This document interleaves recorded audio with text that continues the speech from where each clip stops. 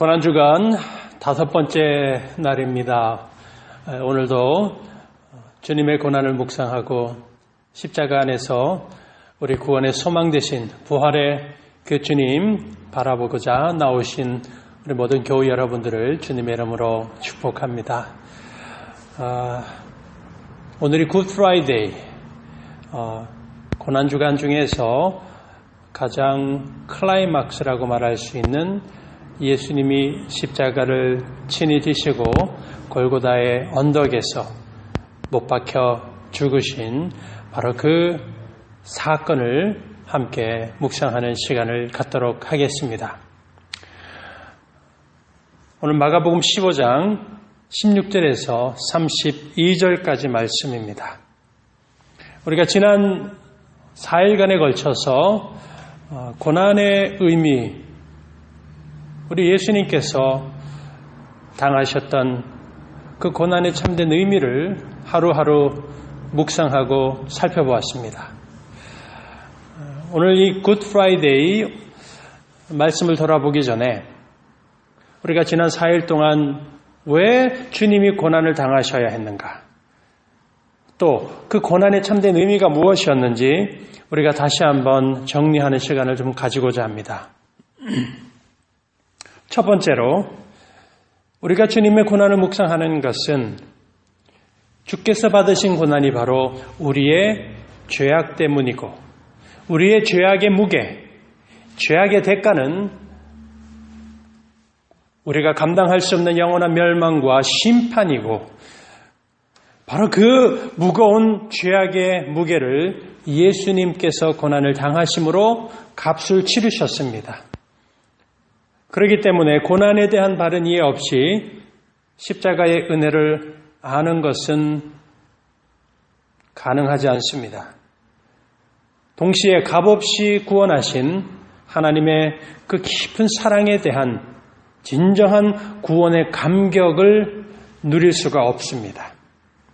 주님의 고난을 묵상하는 것, 십자가에서 우리에게 보여주신 하나님의 은혜와 사랑을 우리가 그 소중함을 깨닫기 위해서입니다.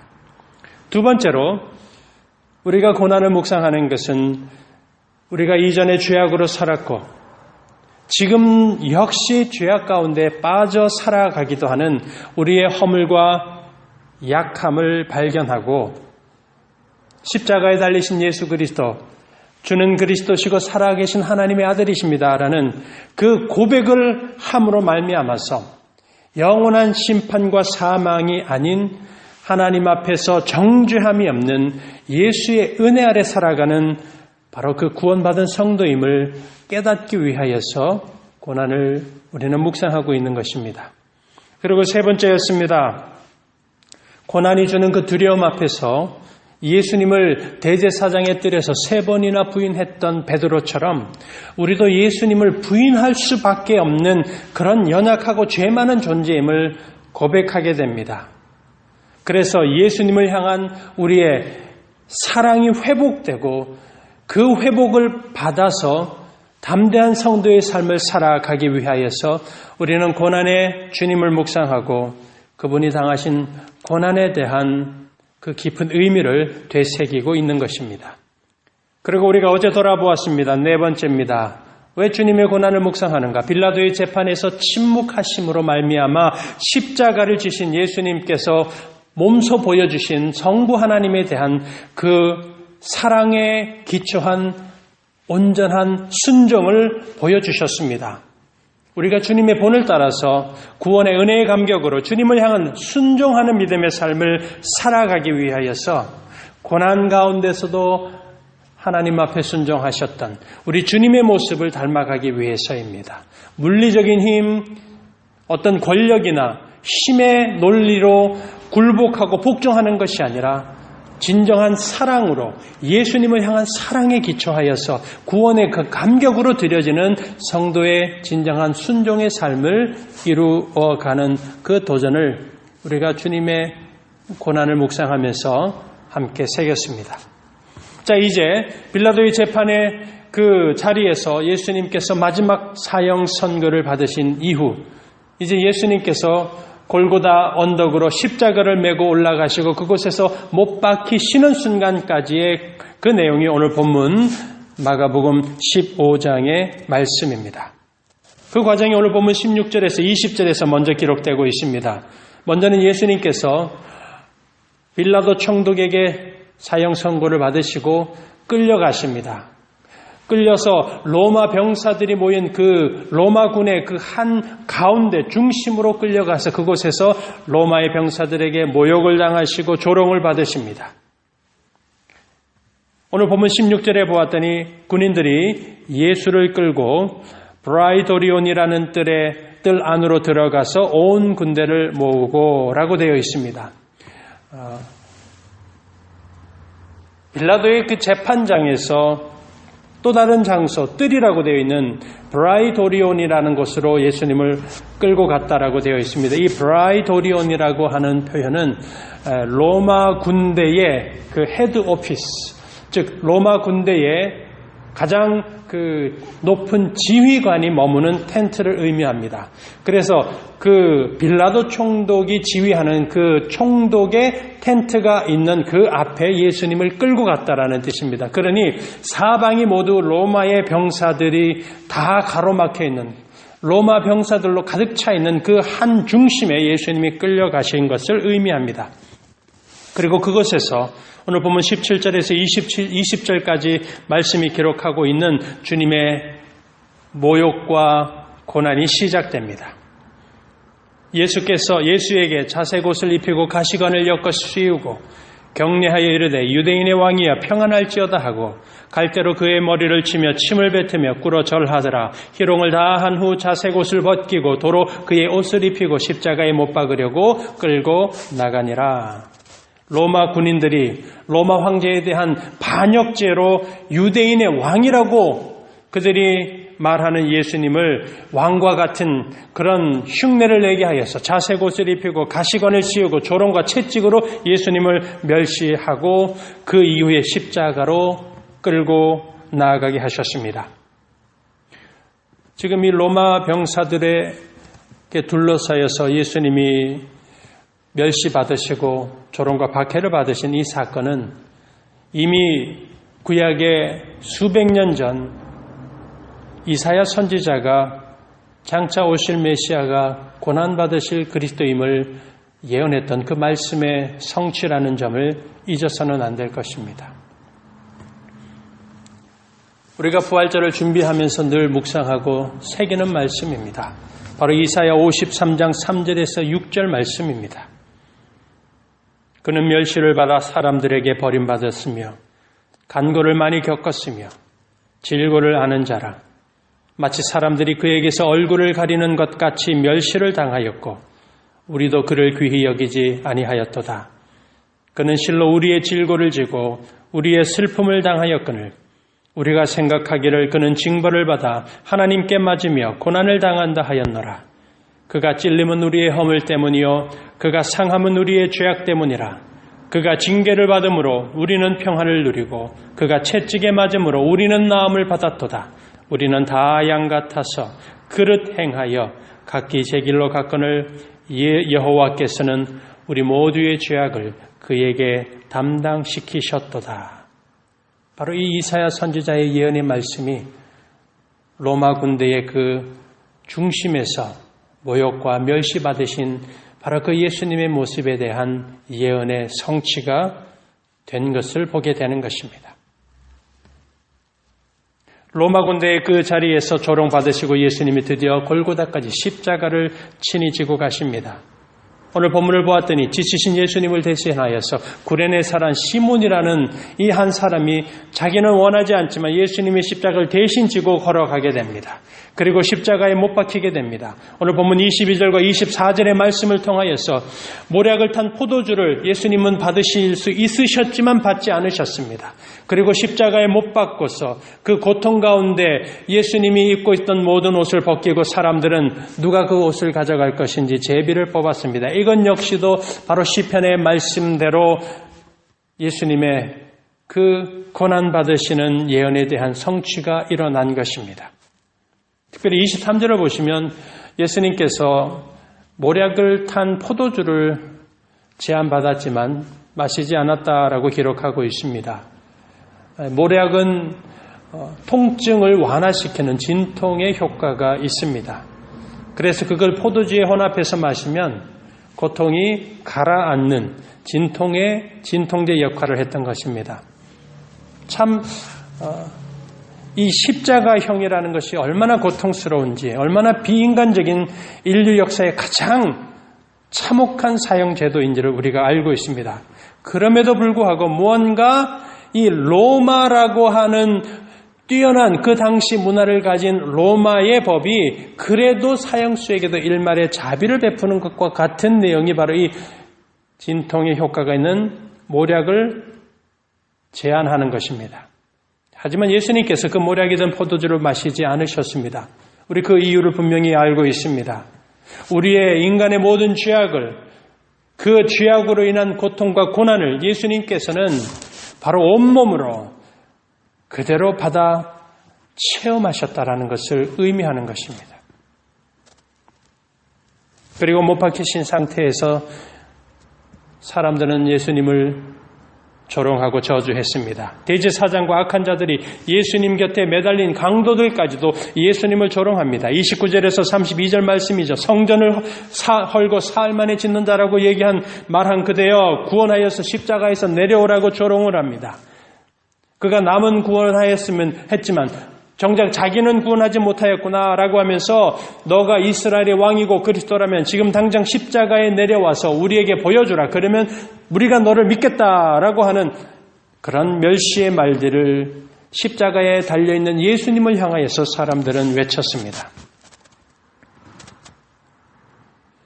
주님의 고난을 진정으로 고난을 묵상하는 그리스도인이라면 오늘 이 예수님의 골고다에서 당하시는 모욕과 고통과 십자가에 달리시는 이 말씀을 보면서 과연 우리는 무엇을 묵상해야 되겠습니까? 사랑하는 무지개 교회 여러분, 진정으로 주님의 고난을 묵상하는 그리스도인이라면 오늘 십자가의 주님의 고난을 보면서 우리는 죄악에 대한 깊은 묵상이 있어야 됩니다. 죄인된 우리 자신에 대한 우리의 모습, 죄인에 대한 깊은 돌아봄이 있어야 하는 것입니다. 죄악의 강력한 영향력, 그 파급 효과가 무엇인지를 우리는 이 고난의 주님을 바라보면서 새기고 또 새겨야 합니다. 죄악의 강한 영향력이 무엇인가? 우리의 허물 때문에 주님이 찔리시고 우리의 죄악 때문에 주님께서 채찍과 징계를 받으셨다라는 사실을 우리는 발견해야 합니다. 고난당하신 예수님이 진정으로 나의 모든 죄악을 씻어주신 구세주임을 믿는 그 믿음을 갖기를 원하고 그 믿음으로 살기를 원한다라면 오늘 이 시간 우리는 주님의 그 은혜가 필요하다라는 사실을 이 고난 주간에 분명히 고백해야 할 것입니다. 주님이 죽으신 오늘 이 시간 우리의 마음속에서부터 나에게 주님의 은혜가 필요합니다. 십자가에 달려 죽으신 그 예수 그리스도께서 우리에게 허락하여 주신 그 죄사함의 은혜가 필요합니다. 나의 죄악을 깨닫습니다. 내가 죄인임을 고백합니다. 라는 그 진정한 고백이 있어야 하는 것입니다. 사랑하는 교회 여러분, 오늘 이 시간 우리가 굿프라이데이로 주님의 죽으심의 날 십자가에 못 박히신 그 사건을 우리가 머리로 마음으로 묵상하고 나아갈 때에 진정으로 우리에게 주님의 은혜가 필요한 죄인임을 깨닫고 주의 은혜를 구하시기 바랍니다. 주님, 나는 죄인입니다. 나는 죄악의 종노릇하면서 살았습니다. 하나님과 원수된 인생을 살았습니다. 주님, 나를 용서하여 주시고 나의 죄악을 씻어주시고 내가 더 이상 죄악으로 살지 않게 도와주시옵소서. 바로 이와 같은 이 고백이 오늘 골고다에서 십자가에 달려서 조롱받으신 그 예수님 바라보면서 묵상하면서 우리가 해야 될 신앙의 고백인 줄 믿습니다. 우리 교회 여러분들에게 권면합니다. 부탁을 드립니다. 지금 이 설교의 메시지를 듣고 나신 이후에 반드시 여러분 꼭 개인적인 홀로 기도하는 시간, 주님 앞에 나아가는 기도의 시간을 꼭 가지시기 바랍니다. 주님 앞에 무릎 꿇고 주님의 고난과 죽으심을 진정으로 믿고 기억하는 그리스도인으로서 주님 앞에 나아가서 잠시 죄악에 대한 고백을 하는 시간을 가지시고 나의 죄인됨의 고백의 시간을 주님 앞에 꼭 가지시기 바랍니다. 말씀을 읽고 듣고 설교를 듣는 것도 중요합니다. 그러나 그 말씀을 통하여서 우리 마음 가운데 성령 하나님이 주시는 그 찔림과 인도하심을 받는 것 또한 얼마나 중요한지 우리가 잘 알아야 합니다. 그래서 하나님 앞에 회개하고 나의 죄악을 고백하고 십자가에 예수님이 주시는 은혜를 실제로 주님 앞에 나아가서 구하는 것 또한 얼마나 중요한 일인지 우리가 새겨야 할 것입니다. 우리의 죄악을 고백하고 우리의 죄인됨을 회개할 때 우리는 고난의 주님을 묵상하는 참된 은혜를 분명히 받아 누리게 될 것을 믿습니다. 그리스도인이라면 정말 잊지 말아야 될 우리의 신앙의 원칙이 있습니다. 많은 원칙 가운데 특별히 한 사람의 그리스도인이 주님 앞에서 자기의 죄악으로 인하여서 슬퍼하고 통곡하고 회개하고 용서를 구하는 행동, 이건 부끄러운 일이 아닙니다. 성령 하나님 하시는 참으로 거룩하고 은혜로운 근심, 우리의 죄악을 주님 앞에 고백하는 건 부끄러운 일이 아닙니다. 이것은 오히려 하나님의 은혜를 경험하는 가장 빠른 길임을 믿으시기 바랍니다. 이 시간에 저에게 그리고 사랑하는 우리 모든 무지개교회 여러분들에게 믿음으로 이 질문을 함께 던지고 그 질문에 대한 고백이 우리 안에 있기를 바랍니다. 고난과 멸시를 받으면서 십자가에 못 박혀 죽으신 예수님이 지금 나와 무슨 상관이 있는가? 십자가에 죽으신 예수님이 여러분에게 무슨 상관이 있는 것인지 질문해 보시고 그 답을 고백하시길 바랍니다. 고난과 고통의 길 십자가를 짊어지시고 십자가에 달려 죽으신 예수님이 지금 오늘 내가 살아가는 나와 무슨 관계가 있는가? 사랑하는 여러분, 분명히 그 질문에 대한 답을 우리는 해야 할 것입니다. 예수님은 그냥 가야 할 그분의 십자가의 길을 걸어갔고 나는 그냥 내가 살아갈 내 인생의 길을 가고 있다. 여러분, 주님과 아무런 상관이 없고 주님이 십자가에 달려 죽으신 것과는 아무런 관계없는 인생을 살아가고 있다면 그 사람은 틀림없이 오늘 본문 속에서 십자가에 달리신 예수님을 보면서 성전을 헐고 사흘에 짓는 자여 십자가에서 내려와 봐라고 외쳤던 사람들과 다를 바가 없습니다. 눈앞에서 십자가에 달리신 바로 그 주님이 모든 죄악을 사해 주실 대속의 어린 양이시고 길과 진리요 생명이심에도 불구하고 그 주님을, 그 구세주를 눈앞에 바라보면서 십자가에서 내려와서 그리스도임을 증명하라, 그러면 믿겠다라고 주장했던 바로 그 불신앙의 대제사장과 서기관들과 같은 그런 영적으로 눈이 먼 그와 같은 인생을 사는 사람이 예수는 예수 그리스도의 십자가의 길을 걸어갔고 나는 내 살아갈 인생길을 걸어간다라고 주님과 아무런 상관이 없고 고난의 주님과 아무런 관계없는 삶을 살아가는 사람이 바로 그 사람들과 다를 바가 없는 것입니다. 사랑하는 교회 여러분, 고난받고 십자가에 달려 돌아가신 예수님을 믿음으로 바라보시기 바랍니다. 십자가에서 흘리신 예수님의 보혈과 그분의 은혜를 정말 꽉 붙잡으시기 바랍니다. 온 마음을 다해서, 온 힘을 다해서 예수 그리스도를 붙잡으시고 그분의 은혜를 여러분 붙잡으시기 바랍니다.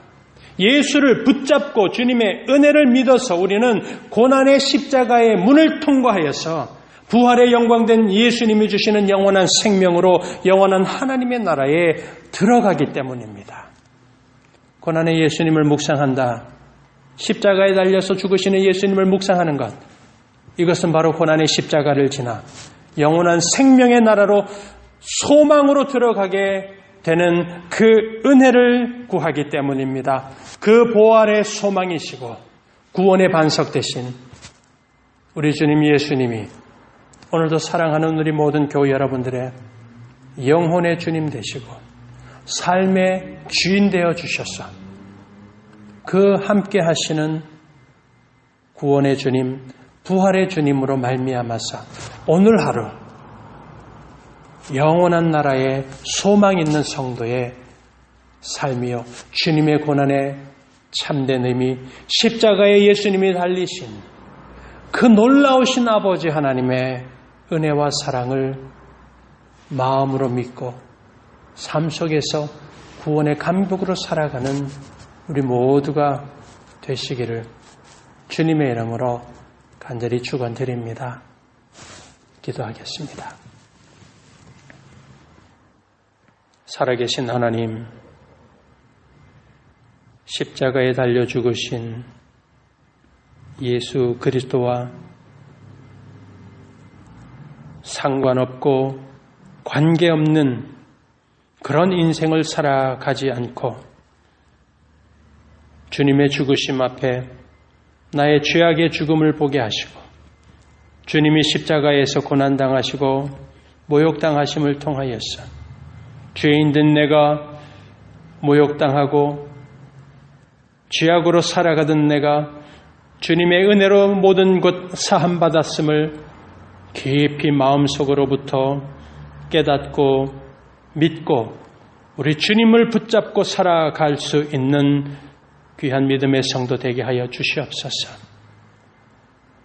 우리에게 주님을 온 마음 온 힘을 다하여서 그 예수 그리스도를 붙잡게 하시고 주님의 그 십자가의 은혜를 온 마음으로 붙잡고 믿음으로 살아가는 하늘의 생명 있는 믿음의 성도의 삶을 우리 모두가 살아가게 도와주시옵소서. 예수님의 이름으로 기도드립니다. 아멘.